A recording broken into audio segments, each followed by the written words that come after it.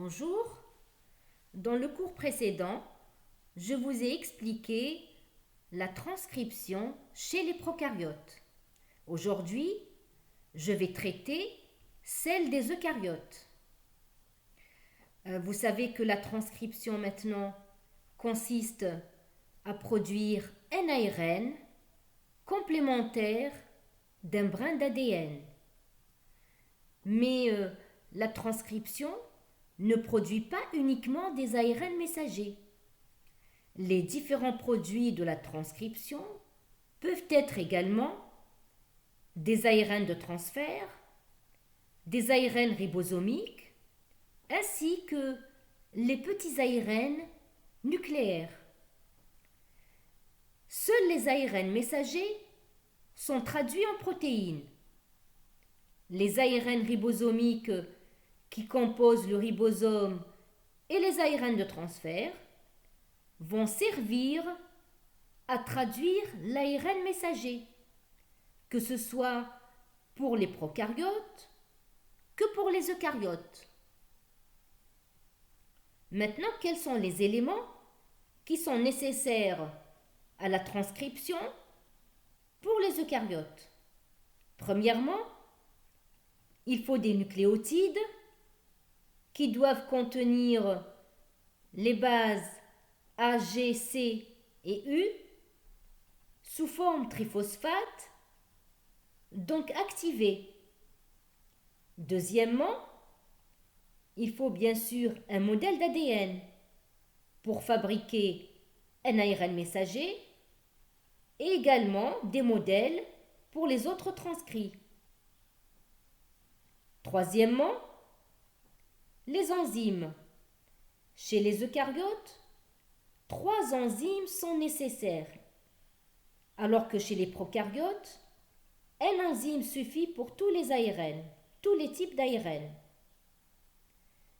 Alors, parmi les 3 enzymes qui sont nécessaires chez les eucaryotes, vous avez premièrement, regardez la figure, l'ARN polymérase 2 pour la transcription des gènes codants et donc l'ARN messager, ainsi que les petits ARN nucléaires U1, U2, U3.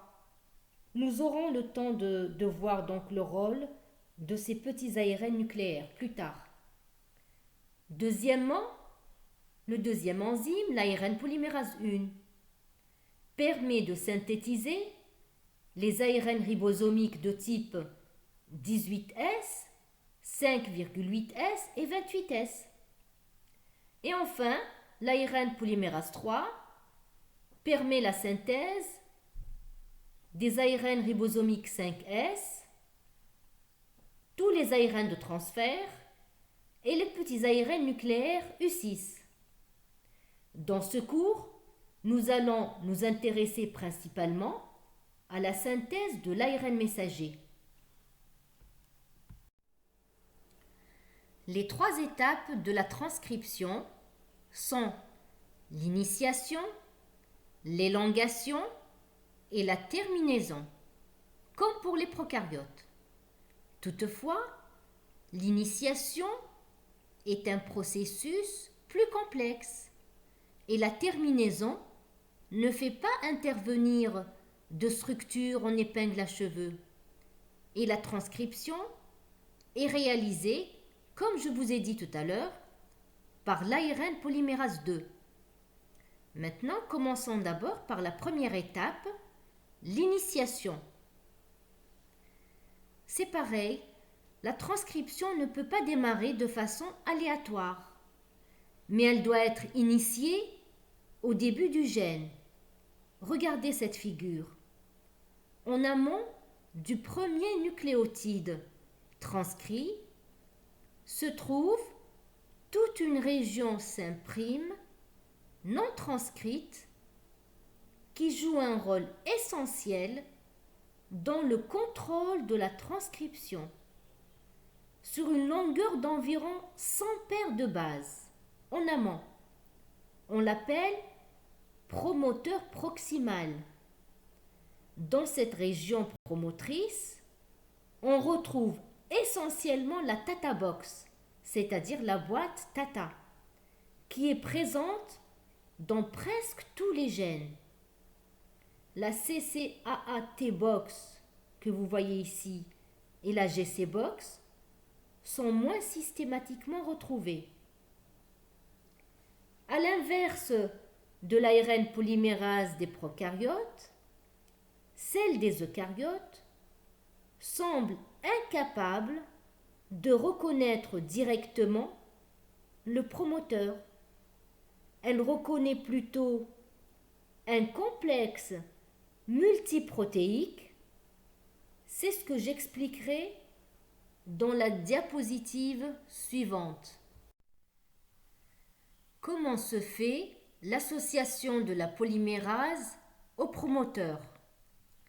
L'ARN polymérase 2 reconnaît un complexe protéique formé d'au moins 6 protéines qu'on appelle les facteurs de transcription. Ces facteurs de transcription se fixent dans un ordre précis. Dans ce schéma, regardez en un. Vous avez le facteur TF2D qui reconnaît et se fixe à la Tata Box par sa sous-unité TBP, qui veut dire Tata Binding Protein. En deux, vous avez TF2A qui se fixe et stabilise le complexe TF2D sur le promoteur. Ensuite, TF2B se lie et définit le site d'initiation de la transcription. En 3, TF2B favorise le recrutement de l'ARN polymérase 2 et du facteur de transcription TF2F. Regardez dans ce schéma, en 4, vous avez TF2E qui est recruté et sert de liaison avec l'ARN polymérase 2. TF2E stabilise le complexe pré-initiation et l'ARN polymérase 2. En 5, TF2H est recruté. Il se lie en aval de l'ARN polymérase 2 et ouvre l'ADN double brin grâce à son activité hélicase. L'ARN polymérase 2 peut alors commencer son travail. Donc, elle accède au brin matrice et initie la transcription au niveau du point +1. La deuxième étape de la transcription est l'élongation. Dans cette étape, l'ARN polymérase 2 se débarrasse de la plupart de ses facteurs d'initiation et de nouveaux facteurs d'élongation vont les remplacer pour faciliter la progression de l'ARN polymérase, tels que TF2S qui empêche l'ARN polymérase de s'arrêter en augmentant la vitesse de la transcription. Mais globalement, l'élongation chez les eucaryotes se fait de la même manière que celle des prokaryotes. Enfin, on arrive à la troisième étape de la transcription, qui est la terminaison. Alors le signal de fin de gène et non de fin de la transcription. Et la séquence lue sur le brin d'ADN non transcrit dit Brinsens. Regardez le schéma de gauche. La séquence lue est A, A, T, A, A, A. Séquence appelée signal de polyadénylation. L'ARN polymérase 2 reconnaît ce signal sur l'ADN, mais continue à transcrire au-delà. Les transcrits se termineront par le signal AAU, AAA, suivi d'un certain nombre de nucléotides. Il arrive que certains gènes aient 2 signaux de polyadénylation situés à quelques dizaines de nucléotides d'intervalle. L'ARN messager produit est appelé pré-ARN messager. Ce dernier va subir une série de modifications pour donner l'ARN messager mature. C'est ce qu'on va voir dans la diapositive suivante. Chez les eucaryotes, les ARN messagers sont produits par transcription des gènes codant des protéines par l'ARN polymérase 2. Or, les gènes des eucaryotes ont une structure discontinue. Regardez le brin d'ADN que je vous ai représenté tout à fait en haut. La structure est discontinue. Pourquoi? Car le gène comprend des exons qui contiennent l'information et qui généralement s'exprimeront en étant traduits en protéines. Ici, vous avez l'exon A, l'exon B, l'exon C et l'exon D qui contiennent l'information. Deuxièmement, les introns. Ce sont des séquences intercalaires qui sont interposées au milieu de la partie qui contient l'information. Donc, ils seront transcrits, mais ne seront pas traduits. On peut les représenter comme la publicité qui interrompt un film. Alors, les ARN messagers produits par transcription des séquences des introns et des exons sont appelés pré-ARN messagers, ou bien précurseurs d'ARN M, ou bien transcrits primaires. Ici, vous avez un transcrit primaire qui contient des transcrits d'exons et des transcrits d'introns. Et avant d'être traduit en protéines, ce pré-ARN messager subit une série d'événements de maturation qui le transforment en un ARN messager mature. La maturation se fait bien sûr dans le noyau. Je vous rappelle aussi que chez les prokaryotes, les ARN messagers ne subissent pas de maturation. Et la traduction du message commence d'ailleurs même avant que la transcription ne soit achevée. J'aimerais faire une petite remarque. Il est important de ne pas confondre les introns au niveau de l'ADN avec ceux du pré-ARN messager. Et je vous conseille d'utiliser les termes introns pour l'ADN et transcrit d'introns pour l'ARN. De même que pour les exons, on dira exon pour l'ADN et transcrit d'exon pour l'ARN. Je l'ai bien mentionné sur ces 2 figures. Car parmi les événements de maturation, il y a élimination des transcrits d'introns et donc du pré-ARN M et non des introns de l'ADN. Et ce sont les transcrits d'exons qui exitent ou bien sortent du noyau vers le cytoplasme et feront partie de l'ARN messager. La première modification du pré-ARN messager est l'addition du cap à l'extrémité s'imprime. Regardez le schéma de gauche. Cap est un mot anglais qui veut dire capsule ou capuchon. Et en fait, c'est un nucléotide modifié. C'est la 7-méthylguanine. Je l'ai écrit tout à fait en bas. Il se met en place dès le début de la transcription, avant que 30 nucléotides ne soient assemblés.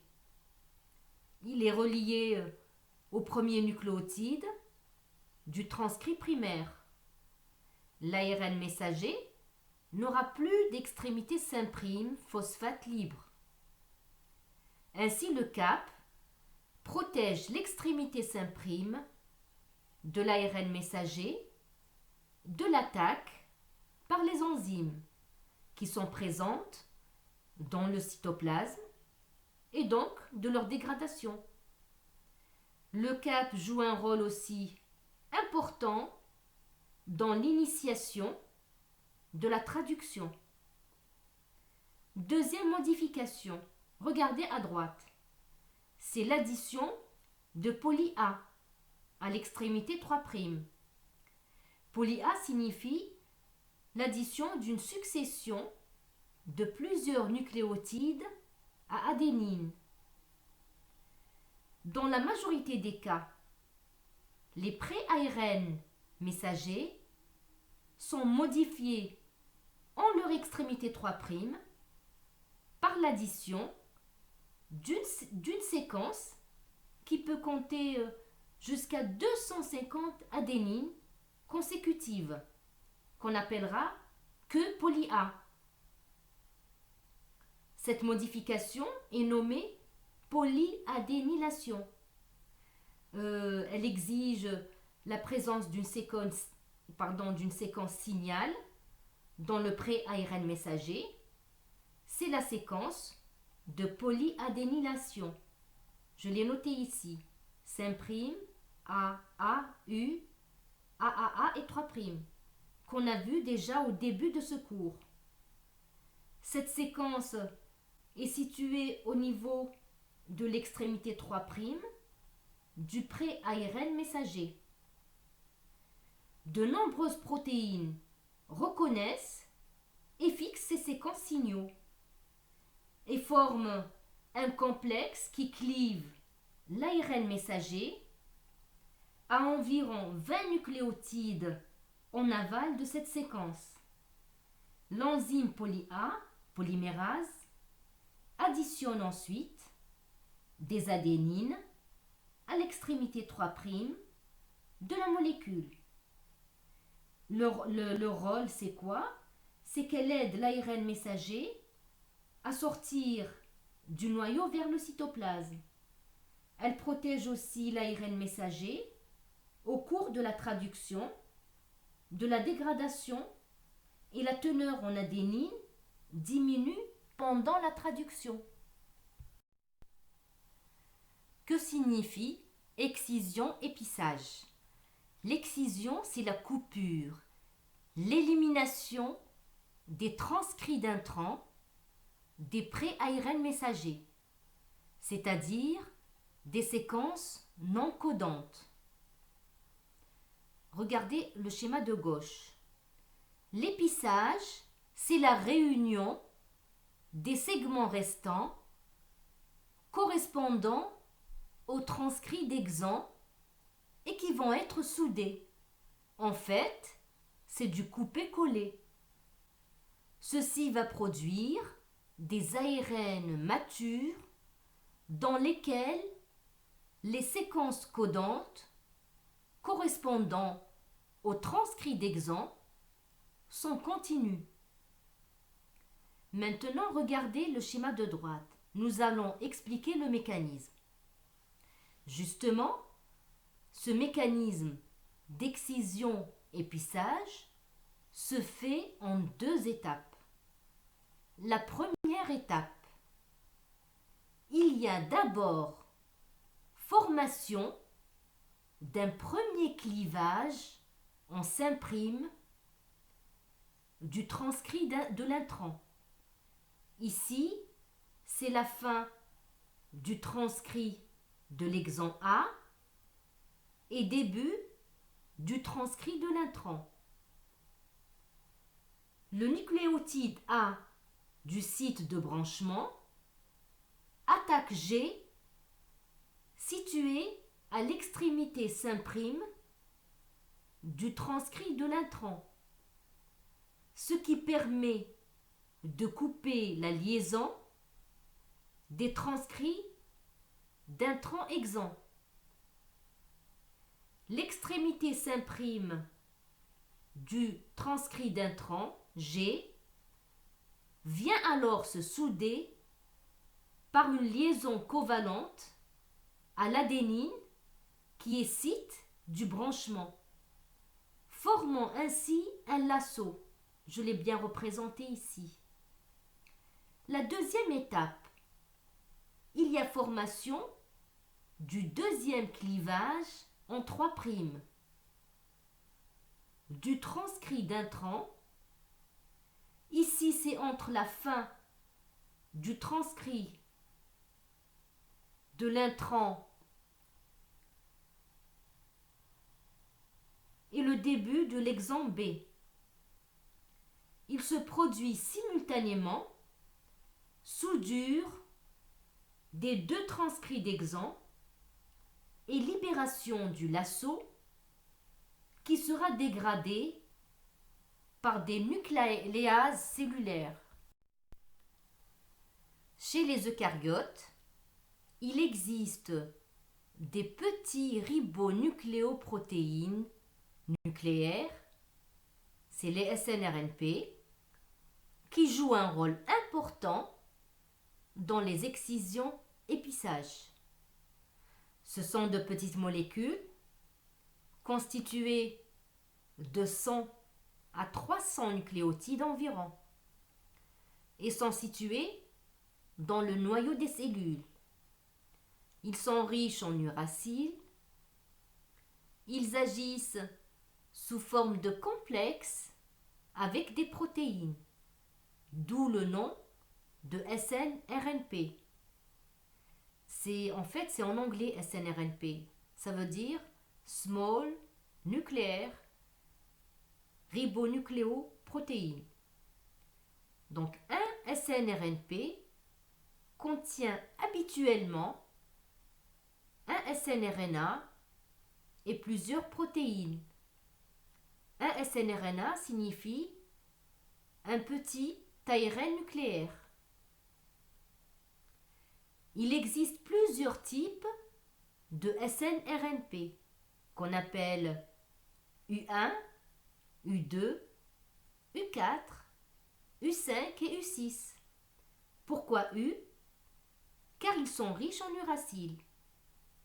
Et sur cette figure, vous avez un splicéosome qui est un assemblage moléculaire complexe qui se place au niveau du transcrit de l'intrant à éliminer. Le rôle de chaque SNRNP, qu'on appelle aussi SNRP, n'est pas parfaitement connu, mais certains sont impliqués dans la reconnaissance des 3 sites que j'ai représentés ici. Alors vous avez U1 qui reconnaît la jonction s'im' à cliver. U2 se lie au site de branchement. U5 reconnaît la jonction 3'. U4 et U6 sont associés par des liaisons complémentaires. U6 en fait pourrait être impliqué directement dans la catalyse. Et l'élimination des intrants s'effectue dans le noyau. Le transcrit primaire portant cap et poly A doit être tenu à l'écart du ribosome tant qu'il contient des séquences qui ne doivent pas être traduites. Donc les splicéosomes situés au niveau de chaque intrant, tout au long du transcrit primaire, ont également pour fonction de retenir ce pré-ARN messager dans le noyau. Ils sont en fait tellement encombrants qu'ils empêcheront de partir vers le cytoplasme par les pores du noyau, tant qu'il restera un seul intrant. L'ARN messager épicé est ensuite exporté vers le cytoplasme. Là, vous voyez que la transcription chez les eucaryotes est plus complexe que celle des prokaryotes. Là, j'arrive à la fin de ce cours et je vous invite à suivre le prochain qui traite la deuxième étape de la synthèse des protéines, qui est la traduction. N'oubliez pas de vous abonner à ma chaîne pour recevoir le reste des cours et à la prochaine.